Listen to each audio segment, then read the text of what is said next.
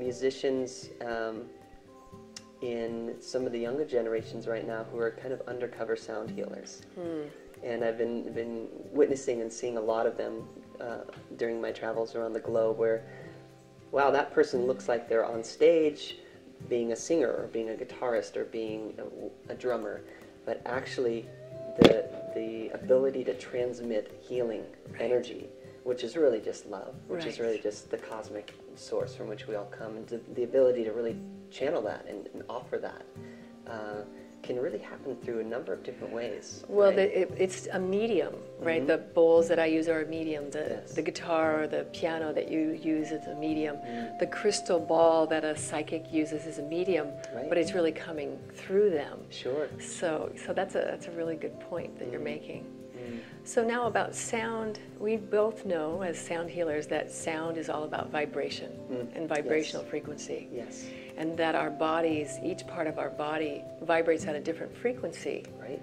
So when we become out of balance, then the balance within the body is off as well.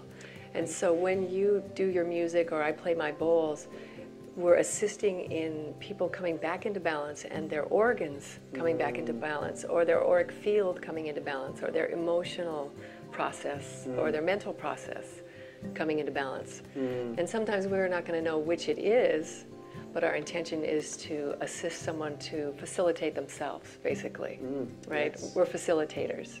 Yes, I love that. I love to think about the organs in, like you said, all having their own vibration.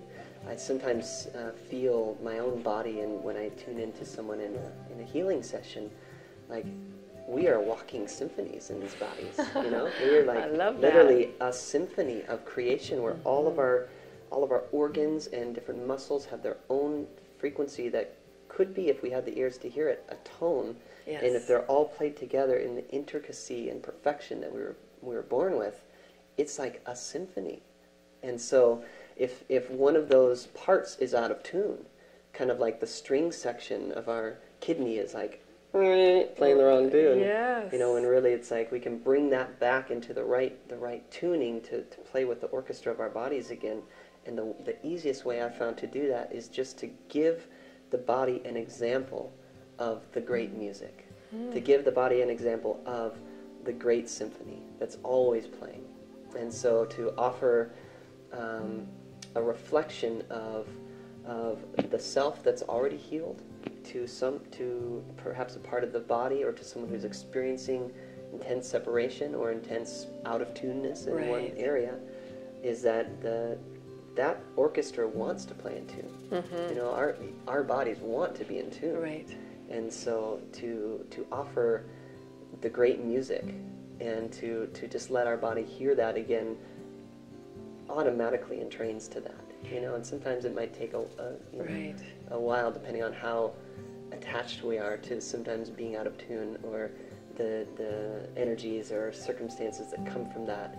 And attachment is a big one, and sound is like gets right to the core again. It goes beyond all of our stories, all of our mental projections, all of our beliefs. It's like you can't argue when you hear something that sounds true. Well, sound bypasses the conscious mind. I mean, the sound that is just a note, not a harmony or a rhythm. Just the individual sounds just go in and penetrate all on their own. And so when you can pull them all together, you can do a great work with people. Yeah, so it seems like with what you're doing, that's also where you're taking people. You're taking them through and around so that they can come into alignment. That is the blessing. Yeah. That's what we like to do. Right. Yeah. And since the emotions are such a part of it, when you take someone and get them in such a deeply relaxed state, because when your frequency is vibrating out of balance, and usually either really high or really low, the deep relaxation that comes with doing this work allows the body and the mind and all the frequencies to just be soothed and come back into a place of calmness. Right. Thank you for that. Yeah, so now tell us about what you use in your sound healing. What are the instruments or the voice? Yes, the primary instrument I am called to use these days with using sound in the way that we call healing, because there's really no separation in all the different ways I like to play with sound. It really is all healing. But to really focus specifically and hold intention with one person, I find that the voice has been one of the more powerful ways to transmit the great music. And of course, there's many other tools and instruments that I love to use as well, but voice has become the main one. And what I've found is I work with a small loop pedal device so that I'm able to actually live in the moment record a layer of voice and then another and then another and then another, so that in a series of a few moments you can actually, by just really tuning into that person, you know, to where their symphony is at, and letting the great music flow, there can be almost like an angel choir effect that will come through in a matter of moments. And so that would be the one electronic friend I have, would be this loop pedal device that I found to be very fun and very effective way to transmit. So when you're doing the loop, you're completely connected to the person, right? Yes. And you're letting what's going on with them merge into you. I mean, is this how it works for you? So that that's a great way to put it.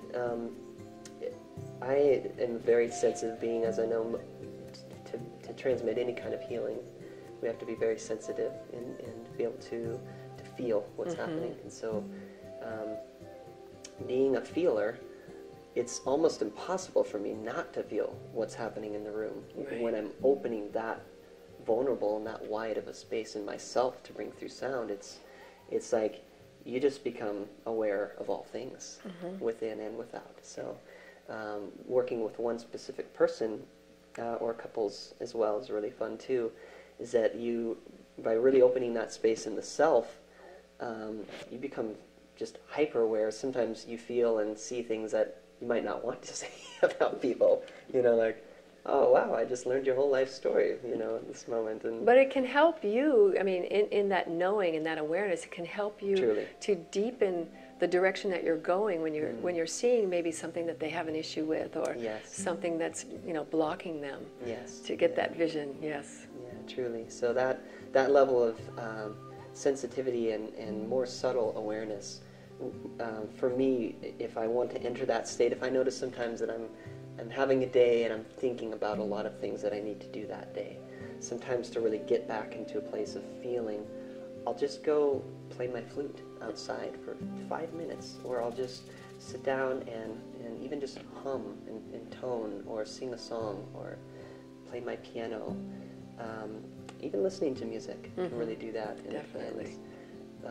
And again, to really attune to sound, it brings us as people, and then in terms of a healing space, really into that place of receptivity. And to be receptive is that's like the fertile zone for all healing, is to be really open to it. Right. Yeah. Well, have you ever had the experience, I've had this experience with my bowls, and I was wondering with you, with your instruments, where when you're playing, and some, like with the bowls, one or two will resonate much louder and much longer than another one. So that even the instrument, like the vibration perhaps of the string, will help you to go to another level with the person, because you're knowing, okay, this is activating something, because it's activating the string.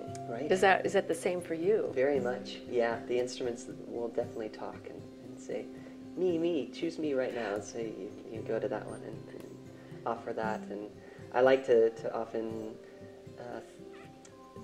think about the prayer while I'm using sound to heal, as well as just as a general means of living life, really giving thanks for the greater intelligence, you know, and I call it sometimes the great music, because if you're really saying yes to the great music, it's almost like imagining this great conductor that's really present and aware, and is able to kind of nudge us a bit by going, choose that bowl right there. Yes. That one, that's the perfect place for this part of the song. And so oftentimes, like at the beginning of this interview, and quite often it's like, thank you for the great music. Thank you for the great source that actually gives birth to all healing. Because if that divine intelligence can be transmitted through us, then whatever tools we have around in our field will automatically, we'll pick the right ones. We'll use the right ones.